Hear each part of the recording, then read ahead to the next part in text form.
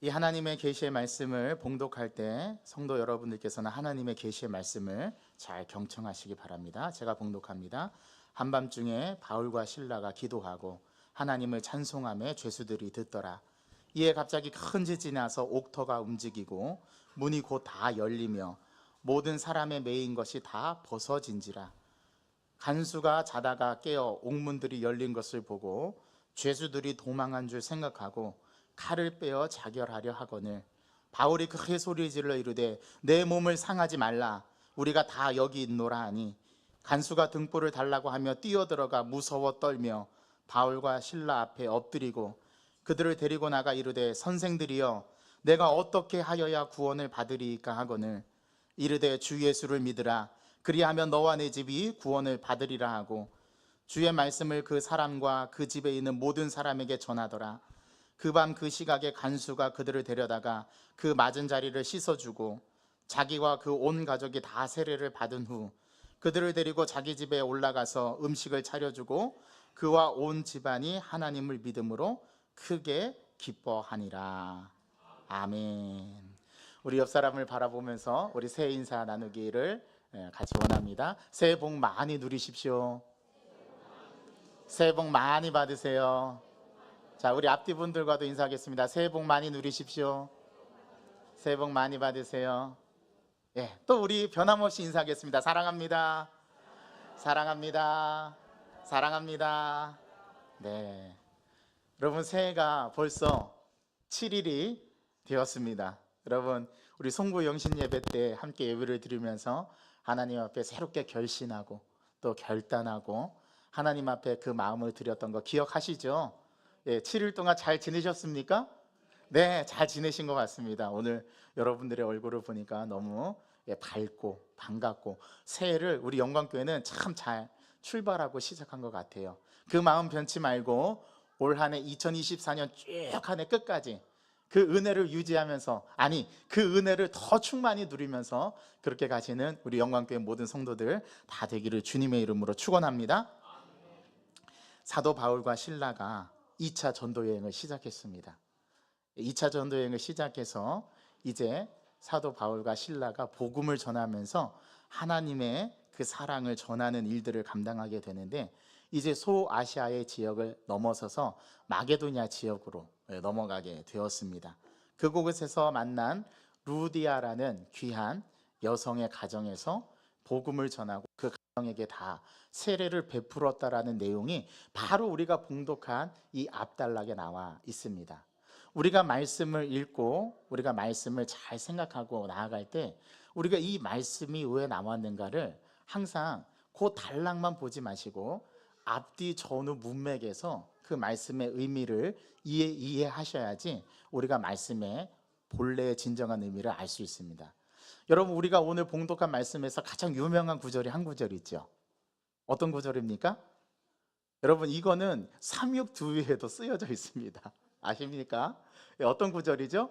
주 예수를 믿으라, 그리하면 너와 내 집이 구원을 받으리라. 그런데 이 말씀이 어떤 맥락에서 이렇게 말씀이 되어졌는가는 잘 모르시는 것 같아요.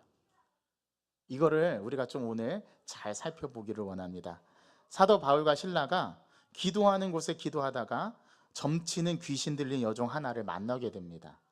그런데 그냥 아무렇지도 않게 지나갈 수 있는데 이 귀신 들린 여종이 이 사도 바울과 실라를 알아봤어요. 근데 이 여종이 사실 알아본 게 아니라 그 여종을 지배하고 그 여종에게 그 여종을 조종하는 그 안에 들어가 있는 누가? 귀신이 사도 바울과 또 실라를 알아보게 된 거죠. 하나님의 사람을 알아보고 이 귀신이 사도 바울과 또 실라를 괴롭히기 시작합니다. 그게 사실 우리가 봉독하진 않았는데 16절부터 나오는 말씀이에요. 그 여종이 하도 사도 바울과 실라를 따라다니면서 소리를 지르면서 이 사람들은 지극히 높으신 하나님의 종으로서 구원의 길을 너희에게 전하는 자다. 귀신이 떠들어요. 여종이 떠드는 거죠. 근데 여종이 떠드는 게 아니라 그 여종을 지배하고 있는 귀신이 사도 바울과 실라가 가는 곳마다 이렇게 크게 떠벌리는 거예요.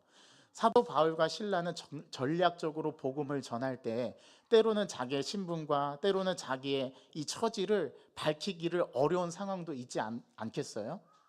여러분들도 전도를 하다 보면은 슬기롭게 전도를 할 때가 있잖아요.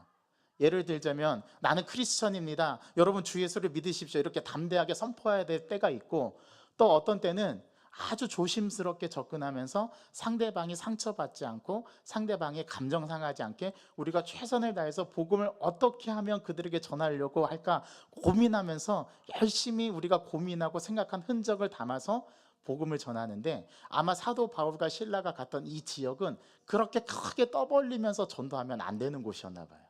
그런데 이 귀신이 그걸 알고 떠벌리는 겁니다. 그래서 이 바울과 실라를 공경에 처하게 하려고. 이게 귀신의 전략입니다. 어떻게 하면 하나님의 사람들을 넘어뜨릴까? 어떻게 하면 하나님의 사람들이 하나님과 멀어지게 만들까? 이게 악한 마귀 사단들이 지금도 궁리하고 연구하면서 저와 여러분들을 하나님께 떼놓으려고 열심히 노력하거든요. 어떤 이에게는 그 사람에게 가장 약점이 물질로 공격하기도 하고요. 어떤 사람은 그 사람의 가장 약점이 감정을 건드려서 우리를 하나님과 멀어지게 만들기도 하고요. 또 때로는 주변의 사람들과 갈등을 일으켜서 은혜를 몽땅 빼앗아 가는 그러한 전략도 악한 마귀 사단들은 서슴지 않습니다. 그리고 심지어 우리에게 질병을 가져다 주면서 질병을 통해서 하나님을 원망하게 하고 또 하나님을 적대시하게 만들고, 또 세상 사람들을 어떤 기관이나 단체를 일으켜서 기독교를 개독교로 욕하게 하고 손가락질하면서 사람들의 마음과 분위기를 조장하고, 그렇게 해서 하나님과 멀어지게 만드는 일들을 서슴지 않고 단행하는 게 바로 악한 마귀 사단들, 귀신들의 전략인 거예요. 그런데 사도 바울과 실라가 2000여 년 전에, 훨씬 이전에 복음을 전하러 그 유럽 전 지역을 돌아다닐 때, 복음을 전하면서 다닐 때 사도 바울과 실라를 알아봤던 귀신이 그들을 떠벌리면서 그들을 공경에 처하게 만듭니다. 그래서 어떻게 합니까? 도저히 이 귀신을 가만둘 수가 없는 거예요. 이 여종을 가만둘 수가 없는 거예요. 그래서 18절에 보니까 바울이 심히 괴로워하면서 돌이켜서 그 귀신에게 이르기를 내가 나사렛 예수의 이름으로 명하노니 그 여종에게서 나와라 해서 그 여종이 귀신 들려서 결박당한 그 여종을 풀어주게 됩니다. 그래서 그 귀신이 떠나가게 되죠. 그래서 이 여종이 정신을 차리고 온전하게 되어서 이제는 정상적인 삶을 살아가게 되는 거예요. 여러분, 이 구원이 뭔지 아십니까? 구원이 귀신 들린 사람에게는 그 귀신에게서 놓이는 게 구원입니다. 여러분, 구원이 뭔지 아십니까? 질병에 걸려서 그 질병의 지배를 받는 사람이 질병에서 놓여지는 게 구원입니다. 또 저와 여러분들에게서 구원은 무엇입니까? 우리가 죄로 죽을 수밖에 없는 존재인데 그 죄를 예수 그리스도로 속량해 주셔서 우리가 의인으로서 하나님의 백성으로 살아갈 수 있도록 자격을 부여해 주신 거. 우리가 본래 하나님의 자녀가 아닌데 하나님께서 예수 그리스도를 통해서 우리를 하나님의 자녀로 입양시켜 주셔가지고 우리가 죄인이었지만 의인으로서 하나님께서 우리를 구원해 주신 거. 그래서 우리가 사단의 권세 아래 놓이게 되지 않고 사랑하는 아들의 나라로 옮겨지게 되면서 구원을 얻게 된 거. 이게 진정으로 우리에게 있어서 죄에서 놓여진 게 구원이죠. 구원이 어떤 사람에게는 질병에서 놓여지는 게 구원이 될 수 있고요. 저와 같이 죄에서 속량을 받아서 이제 하나님의 백성으로 영원한 천국으로 하나님의 자녀로 삼아주셨다는 것, 죄에서 구원시켜 주신 그 구원도 저에게는 구원입니다. 각자가 구원이 달라요. 그런데 오늘 성경에 등장하는 이 여종은 그 악한 귀신과 사단에게 결박해서 놓여져서 온전한 사람으로서 다시금 삶을 살아갈 수 있도록 만들어준 거, 그게 이 여종에게는 구원이었던 거예요. 그런데 한 가지 문제가 생겼습니다. 이 사도 바울과 실라가 자기를 괴롭히는 그 여종의 몸속에 있는 귀신을 쫓아내 주었지만 이 여종을 통해서 이득을 보았던 그 여종의 주인, 그 주인은 이제 생계수단이 끊어진 거예요. 이 여종이 점치는 것을 통해서 많은 사람들에게 돈을 끌어모았는데 이제는 그 귀신이 나가버렸으니 이제 점을 칠 수가 없는 거죠. 그 사람들의 안리를 맞춰서 자기가 이득을 취하는 그런 직업을 가지고 있었던 그 주인이 이제 자기의 소득이 떨어져 나가니까 이 바울과 실라를 고발해 버립니다. 저 사람이 우리 지역에 와서 예수 그리스도를 전한다는 명목으로 우리에게 해를 끼치고 있습니다. 사실은 그 주민에게 해를 끼친 게 아니고 누가 손해를 보기 때문에 이러한 고발을 하게 된 거예요? 자기가. 이게 아주 사람의 영악함이, 사람의 무서움이 여기에 나옵니다. 자기의 이익이 끊어진 것을 가지고 우리 이 지방에 해를 가져다 준다라는 명목을 씌워서, 프레임을 씌워서 이 사도 바울과 실라를 고발해 버려요. 인간의 악함이 여기에 있습니다. 오늘 이 본문을 준비하면서 인간의 악함이 참 악하구나, 인간이 악하고, 그런 점에서 보면 성악설이 맞는 것 같아요. 인간은 처음부터, 태어날 때부터 죄인입니다. 저 새파랗게 아주 맑고 초롱초롱한 갓난아기도 죄인입니다. 갓난아기를 보면 천사와 같죠. 방긋 웃어주면 그냥 우리의 마음이 사르르 녹는 것처럼, 사실 근데 그 아기도 죄인입니다. 왜 그런지 아십니까? 그 아이가 자라서 3살이 되면 아빠 엄마를 말하기 시작해요. 아빠 밥 줘, 엄마 밥 줘. 그러다가 5살, 6살, 7살이 되면 엄마 나 1,000원만, 엄마 나 500원만. 인간은 이 죄성을 갖고 있기 때문에 항상 죄의 길로 갈 수밖에 없는 그런 죄의 본성을 갖고 있습니다. 그런 점에서 보면 우리 인간의 마음이 얼마나 악한가. 저는 저를 믿지 못하겠어요. 저는 제 자신을 믿지 못하겠어요. 그래서 오늘도 그저 죄 짓지 않기를 하나님 앞에 바랄 뿐입니다. 그리고 하나님 앞에 내려놓고 기도할 뿐입니다. 이 사도 바울과 실라 때문에 자기의 이익과 소망이 끊어진 것을 보고 이 여종의 주인이 사도 바울과 실라를 고발해 버려요. 그러면서 21절에 우리가 읽지 않았지만 이렇게 말씀이 기록되어 있습니다. 로마 사람인 우리가 받지도 못하고 행하지도 못한 풍속을 전한다.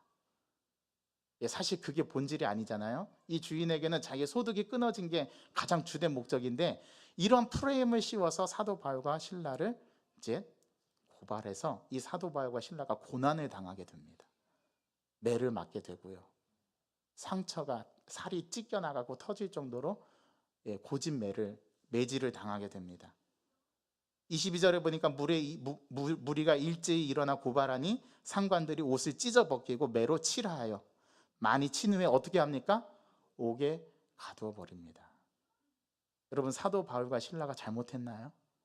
사실 그 지방에 있는 귀신 들린 사람을 자유하게 해준 거, 이거는 그 지방을 위해서도 좋은 일입니다.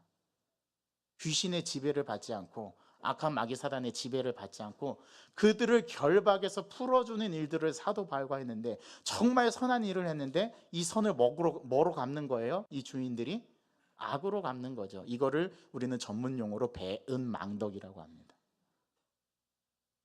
정말 하나님의 복음으로 그들을 사로잡고 있는 악한 영들, 그 귀신들을 예수 그리스도의 이름으로 사도 바울과 실라가 그들을 자유하게 풀어주고, 그 요종을, 사단의 도구로 쓰임받는 그 요종을 그 결박에서 풀어주어서 자유하고 온전한 사람으로 만들어줬는데, 사도 바울에게 감사하고 고맙다고 말하지는 못할 망정, 이들에게 우리가 로마 사람으로서 듣지 못할 풍속을 전한다, 이 사람은 이단이다, 이 사람은 악한 그 귀신보다 더 나쁘다, 그렇게 프레임을 씌워가지고 이 사도 바울과 실라를 고발해서 이들에게 매질을 가하고 이들에게 하지 못할 일들을 행하면서 이들을 어떻게 합니까? 심지어 감금해 버립니다. 자유를 박탈해 버려요. 여러분, 이런 상황 납득하실 수 있겠습니까? 그런데 이러한 장면은 비단 사도 바울과 실라에게만 일어나는 일들이 아니에요. 예수 그리스도를 믿는 저와 여러분들에게도 지금 일상 가운데 일어난 일입니다. 여러분들은 참 예수 믿는 것 때문에 많이 손해보시죠. 괜히 말 한마디 잘못했다가 에휴, 저 예수 믿는 사람 저 말하는 모양새 좀 보세요. 아니, 예수 믿는 사람이 어떻게 저럴 수가 있어. 제가 이런 얘기를 참 많이 들었습니다. 누구를 통해서 들었냐면 제 아들을 통해서. 아유, 목사 아들이 왜 저래. 그럼 목사 아들도 똑같은 어린아이일 뿐이에요. 목사 아들이라는 프레임을 씌우면 그렇게 보일 뿐입니다. 그래서 저는 학교 담임 선생님을 찾아가서 그렇게 말씀을 드렸어요. 선생님, 제가 목사이긴 하지만 제 아들을 목사 아들로 보지 마시고 이 반 아이의 한 학생으로 봐주십시오. 제가 그렇게 담임선생님께 부탁을 드렸어요. 여러분, 우리는 예수 믿는 것 때문에 때로는 세상 사람들에게 억울한 일을 당할 때가 있어요. 여러분, 그런 누명을 당하신 적 있죠? 여러분, 그런 억울함을 겪으신 적 있죠? 괜히 예수 믿는다는 이유 때문에 아유, 예수 믿는 사람들 유별나 유별나. 특히 직장에서 아마 직장 상사들이 권하는 술을 받지 않을 때 그런 얘기를 많이 들으셨을 겁니다. 제가 군대에 처음 신병교육대에 입대해서 8주간, 9주간 신병교육 훈련을 받고 자대 배치를 받아서 갔는데, 자대 배치를 받았으니까 신병이 얼마나 군기가 많이 들겠어요? 이병, 유, 구, 현 그러면서 제가 군기가 바짝 든 모습을 보이니까 이게 선임들이 저를 이뻐해 줬습니다. 그런데 한 가지 문제가 생겼습니다. 주일날이 되니까 제가 교회를 가겠다고 나선 것이죠. 그랬더니 마침 그때 주일날에 그 소대원의 그 소대의 가장 짱이 선임 고참이 야, 오늘은 다 열애 없이 총기 손질한다. 그러면서 예배 시간에 총기 손질을 명한 거예요. 저는 어떡합니까? 바짝 긴장이 됐죠. 그래서 당당하게 일어나서 선임명에게 가서, 고참에 가서 저는 교회 가야 됩니다. 이 새끼가 정신없. 그렇게 구타를 당하며 얻어맞으면서 그렇게 30일을 딱 저는 교회 보내달라고 하니까 나중에는 그 선임 고참이 저를 딱 부르더니 앞으로 유구현 병처럼 신앙생활 하지 않을 거면 교회 가지 말라고. 그러면서 그 다음부터 한 달 딱 지나니까 저를 교회 보내주더라고요.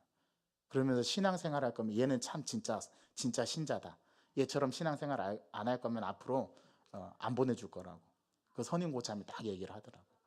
그 다음부터 저는 자유를 얻었습니다. 제가 30일을 딱 버텨내지 못했다면 저는 아마 그 자유를 누리지 못했을 텐데, 저는 그 30일을 감내했습니다. 여러 번 싸대기도 맞았고요.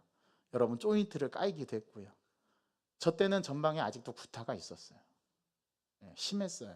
왜냐하면 군기를 잡아야 되니까. 저처럼 철책선을 지키려면 군기가 바짝 들어야 되거든요. 그래서 저 때는 그렇게 구타를 당하면서 군생활을 했는데, 그런데 그 고통을 이겨내면서 30일을 딱 지나고 나니까 그 고참이 저에게 신앙의 자유를 주더라고요. 여러분, 이처럼 저처럼 여러분들도 예수 믿는 이유, 그 이유 하나만으로 여러분들은 많은 고난과 고통을 당하셨을 거예요. 오늘 사도 바울이 그런 입장입니다. 그런 입장에서 생각해 보면 오늘 사도 바울이 처한 고난은 말할 수 없는 고통이에요. 살이 찢겨나가고 매질을 당하고 상처도 치유받지 못한 채 옥에 갇히게 된 거예요. 자, 그런데 오늘 놀라운 일이 벌어집니다. 그렇게 모진 매를 받고 상처를 당했던 사도 바울과 실라에게 오늘 그 옥에 갇힌 이 두 사람은 그 옥에서 어떤 일을 하고 있습니까? 오늘 첫 절을 읽어보니까 오늘 첫 절에 한밤중에 바울과 실라가 뭐하고? 기도하고 하나님을 찬송하며 누가 들어요? 죄수들이 듣더라. 야, 여러분, 이 상황 이해하실 수 있겠어요? 저는 오늘 말씀을 준비하면서 참 충격을 받았습니다. 야, 나 같으면 그렇게 매질 당하고 고난 당하고 옥에 갇혔으면 저는 금방 하나님을 원망할 것 같아요. 하나님, 내가 뭘 잘못했다고 저에게 이런 시련을 주십니까? 하나님, 내가 그렇게 그 귀신 쫓아내고 그 사람을 온전하게 해준 게 내가 그렇게 잘못한 일입니까? 하나님, 저에게 왜 이러십니까? 라고 저는 하나님 원망하면서 그렇게 하염없이 넋두리를 늘어놓을 것 같아요. 그런데 오늘 자기가 고난을 당하고 이러한 사건 속에서 이러한 일들을 겪고 있는 바울과 실라가 이 고난에 대처하는 자세를 보십시오. 저는 여기서 충격을 금치 못했습니다. 아니, 어떻게 이런 상황에서 찬양을 할 수가 있어? 아니, 어떻게 이런 상황에서 기도를 할 수가 있어? 아니, 어떻게 지금 이 현장, 이 옥에 갇힌 이 현장에서 어떻게 예배를 드릴 수가 있지? 저는 실로 충격적이었습니다. 이게 하나님을 믿는 사람, 하나님을 정말 믿고 그 하나님을 믿는 대상으로 여기고 하나님 앞에 사는 존재는 매질을 당하고 살점이 뜯겨나가고 자기가 모욕을 당하고 손가락질을 당하면서 핍박을 받아도 그 하나님을 놓지 않고 오히려 그 상황을 감사하고 하나님 앞에 예배하는 백성이 된다라는 거, 이거 굉장히 우리에게 오늘 새해 첫 주에 주시는 귀한 말씀이 아닐 수 없습니다. 여러분, 저와 여러분들은 올 한 해를 살아갈 때 2024년에 제가 예언합니다. 여러분들에게 늘상 꽃길만 있다고 생각하시면 안 됩니다. 예수 믿는 사람은 그 고난도 함께 받아야 합니다.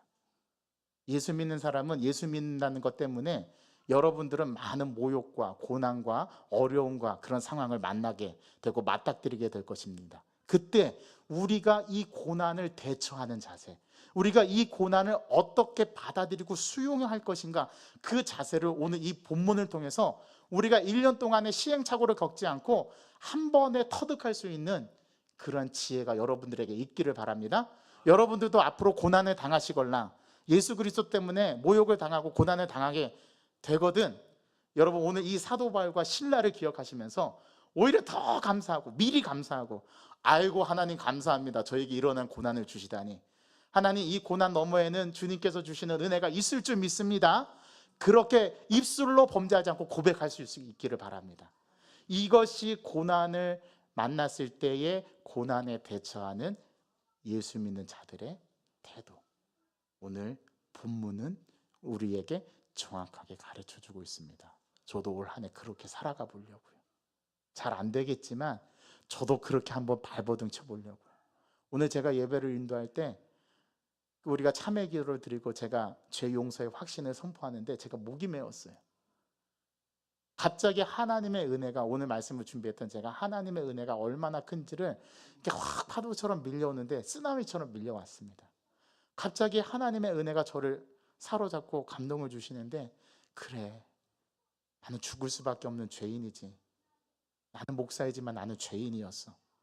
그런 하나님께서 나를 어떻게 살려주시고 나를 어떻게 은혜를 베푸셨는가 생각해 보니까 지금 나와 원수인 사람들도 내가 용서 못할 이유가 없겠더라고요. 나에게 해코지라면서 나에게 해를 주었던 과거의 사람들 순식간에 파노라마처럼 필름처럼 싹 스쳐 지나가는데, 아, 내가 그 사람을 용서해야 되겠다. 내가 죄 용서와 확신을 선언하는 목회자가 내가 용서하지 못한다면 어찌 성도들에게 용서를 말할 수 있을까? 제가 그래서 목이 메었어요. 하나님께서 오늘 저와 여러분들에게 이 새해 첫 주 예배를 드리면서 하나님, 여러분의 이 새해 첫 주를 다른 곳에서 있지 않고 이 예배당에, 이 장소에 있다라는 것, 이게 하나님의 은혜인 줄 믿습니다. 이 고난에 대처하는 자세, 이 자세는 저와 여러분들에게 올 한 해를 살아갈 때 우리도 이러한 고난을 만날 때 우리가 어떻게 하나님 앞에서 이 고난을 대처해야 되는지, 이 고난을 극복해야 되는지, 이 고난을 수용해야 되는지 오늘 우리에게 가르쳐 줍니다. 새로운 일들을 하게 되면서 또 새로운 직장으로 이직하게 되면서 또 새로운 직장을 얻어서 또 삶을 살아가게 될 때 우리 앞에 수많은 일들이 일어나게 될 겁니다. 좋은 일도 있을 것이고 슬픈 일도 있을 것이고 즐거운 일도 있을 것이고 기쁜 일들도 있을 것입니다. 그런데 그 순간순간마다 고비고비마다 나에게 찾아오는 고난과 역경을 어떤 태도로 취급해야 하는지, 오늘 사도 바울과 신라의 모습은 우리들에게 좋은 모델과 좋은 본보기가 됩니다. 오늘 이 역경과 고난 가운데서도 감옥에서 이 사도 바울과 신라는 하나님을 찬송합니다. 하나님을 경배합니다. 여러분, 어떤 마음에서 사도 바울과 신라가 이렇게 할 수 있었을까요? 지금 상처는 살점이 떨어져 나가서 쓰리고 아프고, 우리는 상처 조금만 나도 쓰린 것 때문에 아파서 얼줄 줄을 몰라 하는데, 이 모진 매와 모진 고통을 당한 이 사도 바울은 그것을 넘어서서 어떻게 하나님 앞에 찬미하고 경배하면서 이 옥에 갇힌 상태에서 예배할 수 있었을까요? 그게 그들이 가진 신앙이었던 거예요. 그게 그들이 가진 믿음이었던 거예요. 제가 말씀드렸죠. 코로나19를 왜 하나님께서 주셨냐고요? 우리 믿는 자들에게 알곡과 가라지를 가려내려고. 1차적으로 이 질병을 하나님께서 우리 한국교회에 허락해 주신 것 같아요. 이 코로나19를 겪으면서 한국교회에 두 가지 모습이 나타났습니다. 첫 번째, 그럼에도 불구하고 이 예배를 사수해야 합니다. 그래서 진짜 사생결단하면서 투쟁했던 그런 신앙인들이 있었어요. 마스크를 쓰고 방역수칙을 지켜가면서, 그럼에도 불구하고 나는 예배 자리로, 나는 이 예배에 이 목숨을 걸고 이 예배를 지켜내겠다라고 결단하면서 예배를 고수했던 교회가 있던 반면에, 모든 대면 예배를 폐지하고 다 온라인 예배로 돌려서 각 가정에서 예배를 드리게 하는 그러한 교회들도 두 가지 교회 모습이 딱 판가름이 났어요. 우리는 어떠한 교회 모습도 정죄하지 않습니다. 둘 다 올바른 방법이었어요. 기독교인으로서 국가의 정책과 국가에 반하는 일들을 하면 안 되죠. 그것들은 또 우리가 좋은 모델로서 본보기로서 보여줘야 하는 모습이었습니다. 온라인 예배를 드린 교회도 잘한 것이고 또 대면 예배를 고수하면서 예배의 자리를 사수하게 했다고 믿음으로 결단한 교회도 잘한 겁니다. 그런데 그 두 가지 교회의 모습 속에서 모든 성도들은 또 두 가지의 길로 가게 됐습니다.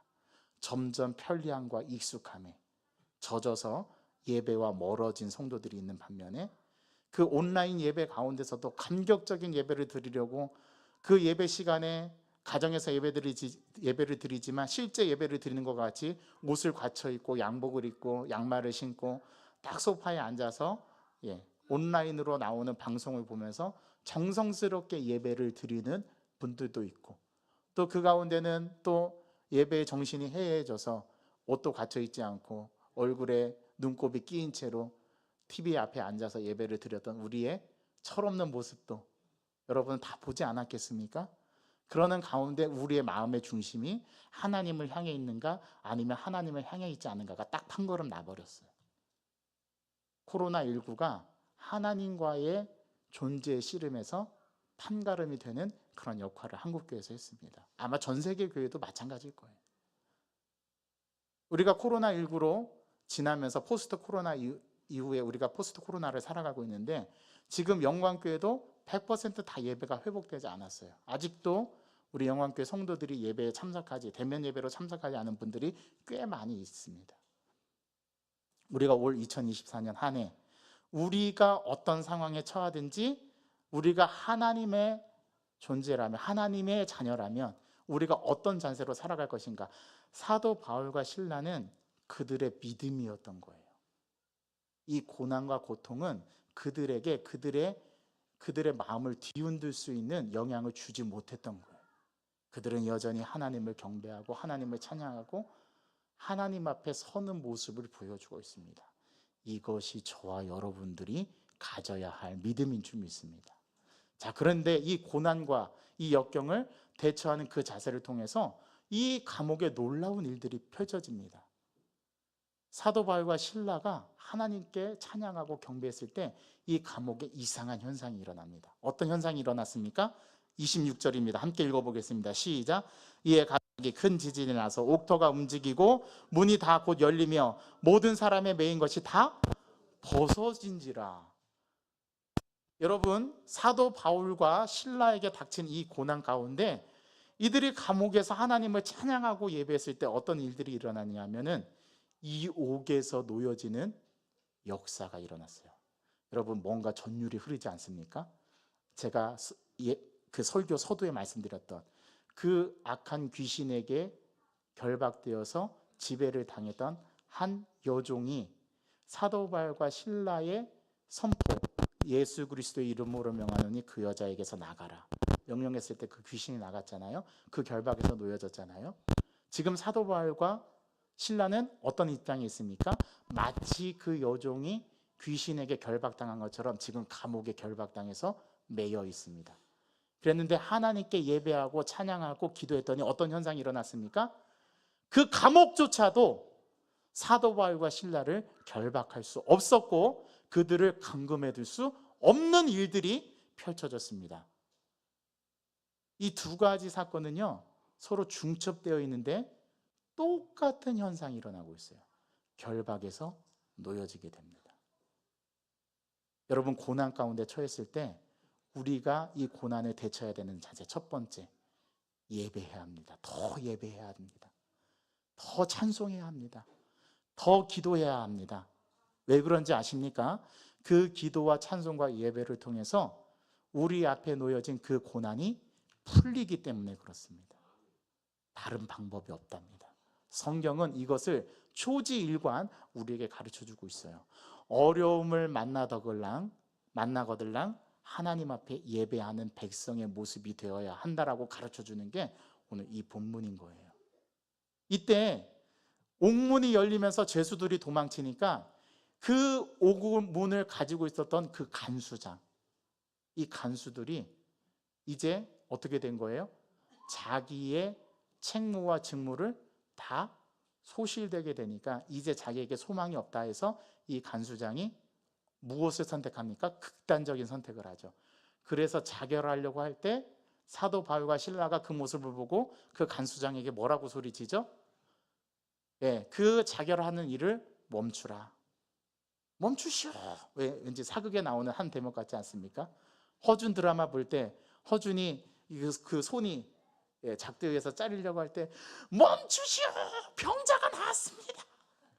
그렇게 외치는 사도 바울의 또 신라의 외침과 또 같은 그러한 느낌으로 다가오지 않습니까? 사도 바울과 신라가 외쳤습니다. 우리가 여기 있습니다. 우리는 도망가지 않았습니다. 우리가 여기 있으니 극단적인 선택을 하려고 하는 그 시도를 멈추십시오. 사도 바울과 신라가 단순히 옥에서 놓이는 것으로 끝나는 게 아니라 한 생명을 구원하는 생명의 구원의 장이 열립니다. 이게 바울과 신라가 빌립보 감옥에서 갇혔던 사건에서 일어나는 현상입니다. 여러분, 이거 어떻게 설명할 수 있겠습니까? 이런 일들이 실제로 일어났습니다.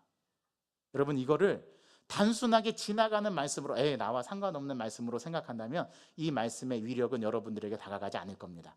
그런데 이 말씀이 오늘 내가 살아가는 삶 속에서도 일어나길 원합니다. 그런 마음으로 받아들인다면 오늘 이 말씀은 여러분들의 삶에서 재현될 줄 믿습니다. 이런 역사가 일어날 줄 믿습니다. 여러분들을 사로잡고 있는 모든 결박들이 풀리게 되는 역사가 일어날 줄 믿습니다. 관계의 결박도 풀리고 물질의 결박도 풀리고 건강의 결박도 풀리고 우리를 사로잡고 있는 모든 것에서 우리가 풀려나서 진정으로 하나님의 백성으로서 살아갈 수 있는 길이 여러분들의 인생 가운데 올 한 해 펼쳐지기를 간절히 소망합니다. 이 말씀이 저와 여러분들에게 그래서 주어진 거예요. 그때 그 간수장이 그 사도 바울과 신라를 그 옥에서 빼내어서 그 앞에 엎드리면서 고백하죠. 뭐라고 고백합니까? 내가 어떻게 하면 구원을 얻을 수 있겠습니까? 이 기적을 목도한 이 간수장에게서 나온 정확한 질문. 어떻게 하여야 내가 구원을 받을 수 있겠습니까? 간수장은 보았던 거예요. 구원의 본질을 보았던 거예요. 사도 바울과 신라를 매질을 하고 이들을 감옥에 가둬두어도 하나님의 백성은 그렇게 가둬둘 수 있는 존재가 아니구나. 그 구원 역사를 이 간수장은 보았던 거예요. 간수장이 무엇을 보았을까요? 구원 역사를 본 거예요. 저와 여러분들도 온 한 해 그런 구원 역사를 우리가 체험할 수 있기를 바랍니다. 여러분들이 피부로 생생하게 느껴서 하나님 없는 존재로 살아가는 게 아니라 올 한 해 우리 가정은 하나님만을 표대로 삼아서 하나님만을 믿고 나아가는 그런 가정이 되어야 되겠다. 내가 그런 신앙을 되어야 되겠다. 내가 그런 믿음을 가져야 되겠다. 그렇게 오늘 이 시간에 결단하는 저와 여러분 되기를 바랍니다. 그때 나온 유명한 구절 다 함께 외쳐볼까요? 31절의 말씀입니다. 31절의 말씀을 다 같이 읽읍시다. 시작. 이르되 주 예수를 믿으라. 그리하면 너와 내 집이 구원을 받으리라 하고. 여러분 묻습니다. 이 간수장과 가족이 구원을 받았습니까? 받았습니다. 어떻게 받았습니까? 이 말씀을 받고 사도 바울과 신라를 자기 집으로 초대합니다. 집으로 데리고 가서 그들의 상처를 어떻게 해주고요? 닦아주고 씻어주고 그들의 상처를 치료해주고 그들을 극진히 접대하면서 우리 이 가정에 구원을 베풀어 주십시오 했더니 그 간수장뿐만 아니라 그 간수뿐만 아니라 그 가족 구성원 모두가 예수 그리스도를 구주로 영접하고 어떻게 했다고요? 다 세례를 받았습니다. 이게 구원받은 역사의 가정에 임하는 하나님의 은혜인 줄 믿습니다. 세례는 그래서 구원의 표인 거예요. 세례를 받는다는 건 내가 하나님의 백성이라는 구원의 표인 거예요. 이 말씀, 새해 첫 주에 주시는 이 말씀을 우리 가정의 가운으로 삼고 또 송구 영양 예배 때 주신 말씀을 책상에 딱 붙여놓고 그 말씀을 좌로나 우로나 치우치지 않고 그 말씀만 붙들고 올 한 해를 살아가시면서 고난을 어떻게 대처하고 어떻게 하여야 우리 구원에, 우리 가정에 구원이 임할 수 있는가?